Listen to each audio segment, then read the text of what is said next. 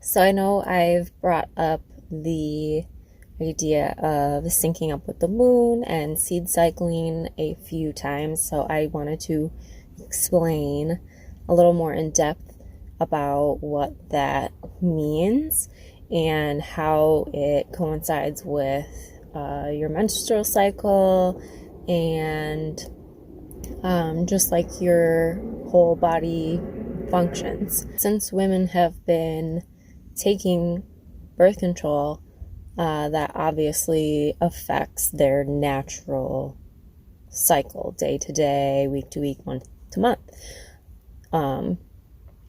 And we're supposed to be synced up to the cycle of the moon, whether that be you get your period on the full moon, you get your period on the new moon. Sometimes people get them in between, so that would be like a waning or a waxing cycle.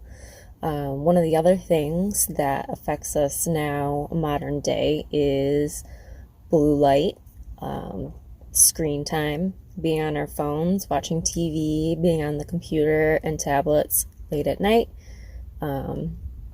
Not only does that mess with your sleep and your energy and everything, but it can also affect your cycle. If you get your period on the new moon and ovulates with the full moon, that is considered a white moon cycle. So if you think about it, and this is why a lot of women have a hard time sleeping leading up to the full moon, is all that extra light at night. And so like way back in the caveman days, the light of the moon is shining into your cave and you wake up, ready to make babies. What else is there to do, right? On the flip side, if you get your cycle opposite that is a red moon cycle. And you can also find that your cycle might shift over time, being off by a few days each month, and that's fine. And that can be attributed sometimes to certain things that you have going on in your life. If you are pregnant or trying to get pregnant, you're like trying to cultivate something, and that apparently can come through in your cycle. And besides all that, you want to develop a strong circadian rhythm. And your circadian rhythm, if you haven't heard of it before, is like your natural body clock, like when you wake up, when you go to sleep, the way your hormones fluctuate throughout the day. A lot of that is affected by blue light and just light in general. So definitely reducing screen time at night.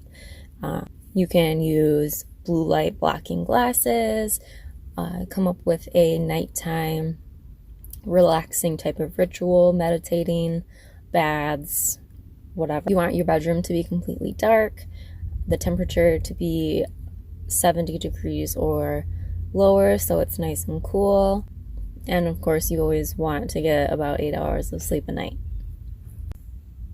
So where the seeds come into play and seed cycling is, so the idea of eating certain seeds during certain phases of your menstrual cycle, coinciding with the moon phases, they will affect your hormones, so you can adjust like your PMS, your menopause, your painful periods, all that kind of stuff.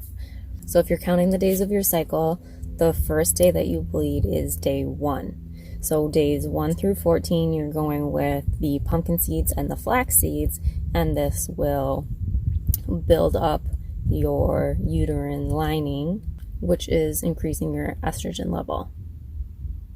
Then days 15 through 30, you are going with the sunflower seeds and sesame seeds, and this thickens the uterine lining so that it's ready to, have a baby. And this boosts progesterone production. And you can still use this method whether you're on the pill or not, whether you want to have a baby or not.